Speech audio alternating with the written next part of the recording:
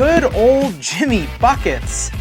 His second shoe might be the most futuristic shoe I've ever seen in just many different ways. Whether that's good for you or not remains to be seen. So let's get into it. And thanks to Li-Ning for sending me a pair of these to check out. However, this video is by no means sponsored. They have zero editorial control over it. And all opinions, good, bad, and indifferent, are always my own. So starting off in the uppers of the JB2, the entirety of the uppers is a woven what they call boom fiber, which supposedly is some of the same properties of their boom foam in a fiber technology. Now, if you look at it under the microscope, you can see where the clear meets the dyed weave in there. And the lockdown on it is just unreal, but I think even more important than the lockdown, look at the durability of it. On the upper durability test on this, 10 seconds highest grit sandpaper, there was literally no damage. The only thing that got damaged was, the stitch that went around it just for decoration.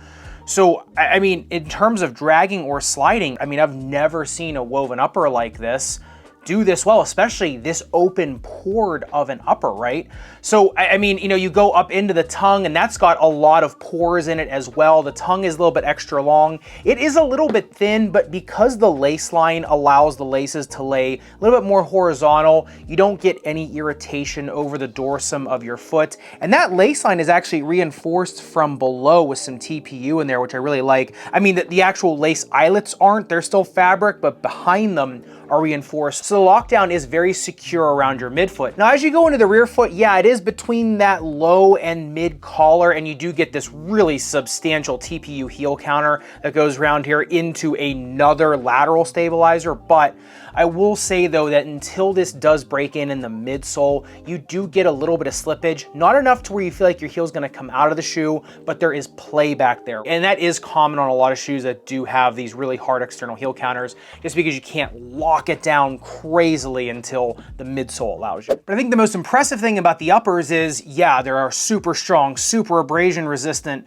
but they're also super breathable. If you look at the breathability test on these, they only heated up 103.4 degrees, and you look at the breathability mapping of them, and fog is just blowing out of everywhere in these shoes. So heat and moisture both are going to get expelled out of these really easily, plus the super strong side-to-side containment of them.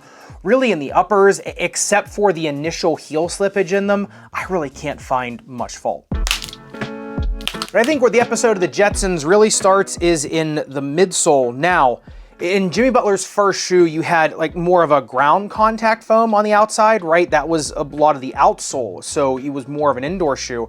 Now, in this version of it, yes, you get a full bed of boom foam and then a incredibly long bottom-loaded carbon fiber shank.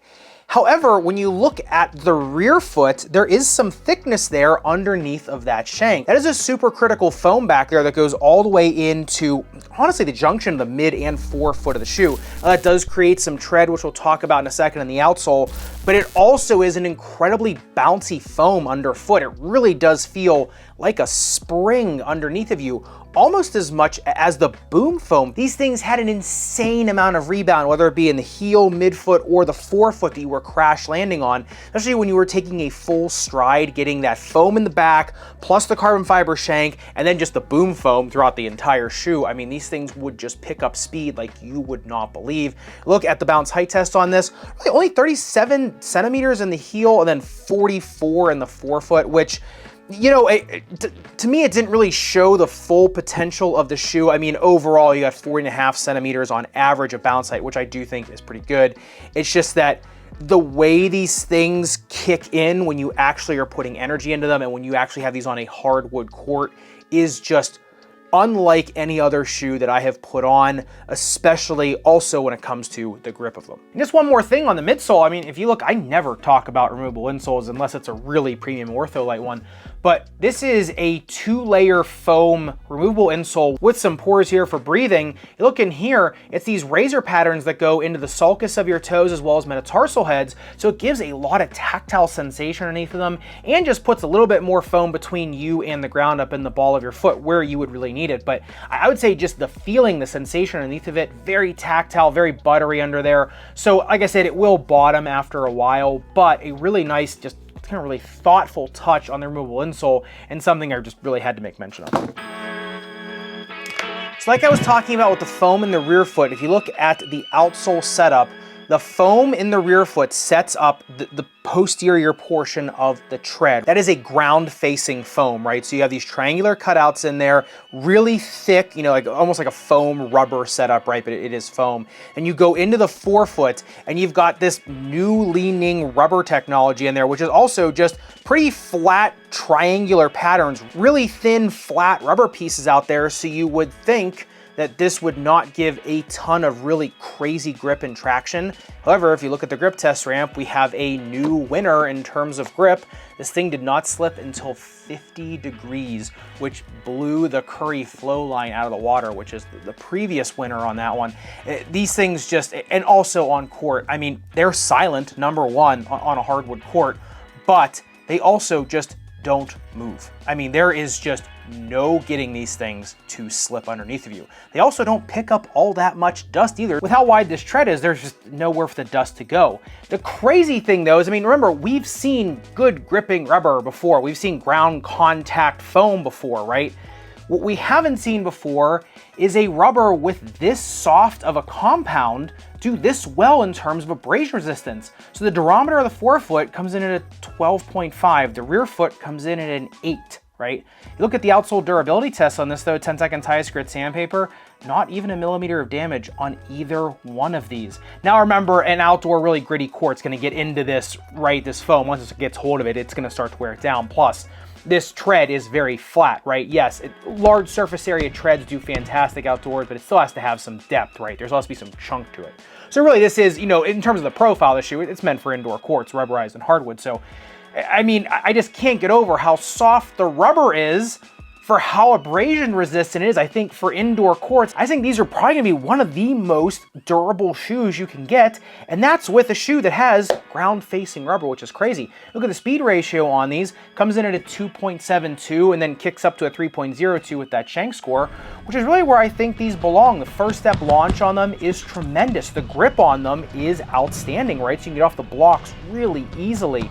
And then just the rebound here in the rear foot, right? This foam, it feels like a rubber, right? It's not just a thin piece of rubber, it's this really thick foam underneath your foot that's giving you a ton of rebound with every heel strike, right? So in terms of bounding up and down the court, getting coast to coast, and really short court quick movements, you can see where, you know, now we've got some of these companies now realizing you can make soft rubber that has really nice intimate contact with the ground that also can resist abrasion, and that's, I think, where it's really exciting, where we can see a blueprint for outsole treads in the future. One thing that is pretty niche about the JB2 though is its fit. I think this is where it's gonna opt some people in or out. Now, they do come in at a 9.6 centimeter width metatarsal edge, which is very wide. Yes, that is very wide. However, like some other Li-Ning shoes I've seen, the inflare in them is really substantial. This is a 15-degree inflare, which is higher than just about any other shoe I have measured recently. And, you know, usually when you have that high of an inflare, the shoe becomes pretty unstable. However, the rear foot is so wide and stable, and the lateral flange is so long and wide, right? Plus it has a little bit of backing here of this TPU. I mean, they don't feel unstable at all. But that inflare, if you are somebody with a little more of a pancake flat foot or someone that has an outflared foot, you're still gonna jam into them in places. So I'd say a narrow medium foot can go down a half size as long as you are not long-toed or long-footed, because these are about 1 millimeter short. Not bad, but you know, like I said, if you are long-footed and narrow, you're not gonna wanna, you know, scrunch your feet. The next thing, a 2E foot, I think just go true to size as long as you're the right shape. A 4E, you can go up a half size. You might start to get into heel slipping territory at some point. If you can break these in, if you're the right foot shape for them, true to size, I think you get just an incredible one-to-one fit on these, plus you get a little weight reduction. I'd say in terms of the snake bitten foot, I would try to break these in, right? Just walking around your house, just kind of getting them broken in before you'd put an orthotic in them. They can accept a low profile orthotic, definitely not something bulky, you know, custom with a ton of layers on them. But a low profile orthotic, once you break them, anything is okay. These things are pretty protective, right? The shank is very long, the boom foam is very protective. So somebody with, you know, heel pain, ball of foot pain, I think is fine once you break them in, right? Because when you get that little bit of heel slippage, you are gonna start to bang into that foam a little bit. So I think as long as you give these a break in before really going hard on them, they're gonna be good for just about everything as long as you're the right foot type. And as like I said, as long as you've broken them in appropriately. But getting into the all-important playability, I'm sure a lot of you know where I'm going with this.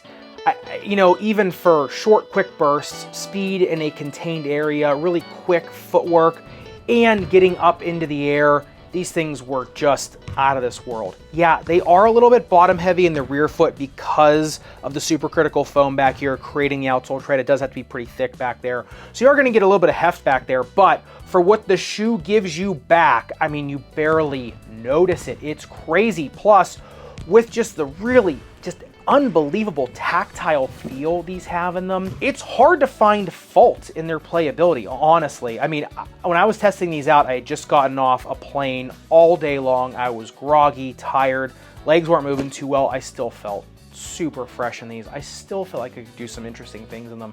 I mean, just the rhythm you can get into with these, the really quick, nimble feeling you have underfoot in these, it's, like I said, it's just different than pretty much every other shoe, right? The rebound you get in the rear foot is just something I have not experienced like this, right? I've gotten good rebound on shoes, right? I mean, these aren't the only shoes that have good launch, good rebound, right? Really nimble feel. It's just all that put together with the durability of them and the profile of them with that in-flare. I mean, a lot of times that in-flare can be a liability. And these, it's an asset. Makes them a lot more nimble, right? Makes it a lot easier to get up off the blocks in them, but because they are still so stable, you're not getting any of the instability concerns in them. I just can't get over everything that's in this shoe and how it all works so well together. You know, there are shoes with a ton of tech in them, right? And they stink, right? Just because, you know, it's a shoe designed by committee, right? Let's just throw everything in there and see what sticks, right? Not all all-star teams are great, right? In this, everything is just put together so well, so when you put it out on the court, it just performs like $1,000,000. Or you're trying to really pivot hard on a step back, trying to create some separation, or if you're going up for rebounds 1,000 times in the air, right? It's fine. If you're trying to do some interesting things around the rim, you can contort these very, very easily. So I think that the people that get them and the people that experience it are definitely going to really be advocates for this one. The JB1 was good. It was a fun shoe. And that's really the only similarity, I think, between the two, that these really also do pack a ton of fun into them for sure.